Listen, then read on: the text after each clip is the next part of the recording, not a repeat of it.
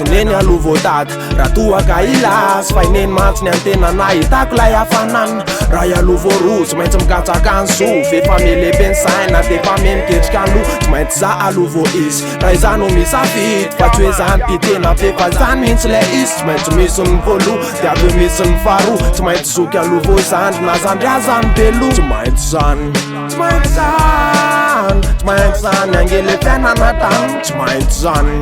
tsy maintsy zany atahoana fa de iainana ihany tsy maintsy zany tsy maintsy zany tsy maintsy zany angely fiainana tany tsy maintsy zany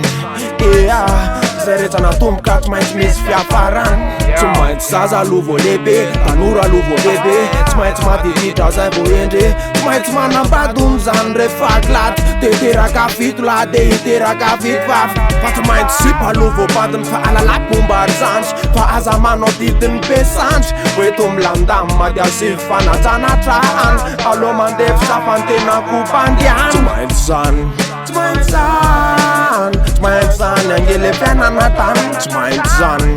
tsy maintsy zany atahoana fa de iainana ihany tsy maintsy zany tsy maintsy zany tsy maintsy zany angely fiainana tany tsy maintsy zany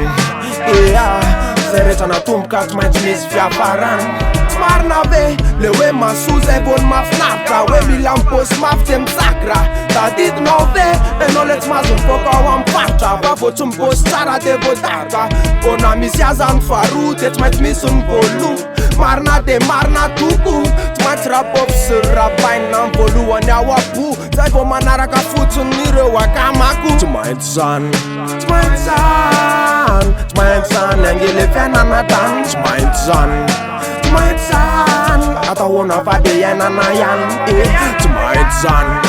tsy maintsy zany tsy maintsy zany angely fiainana tany tsy maintsy zany zay rehetra natomboka tsy maintsy misy fiafarany tsy maintsy zany tsy maintsy zany tsy maintsy zany angely fiainana tany tsy maintsy zany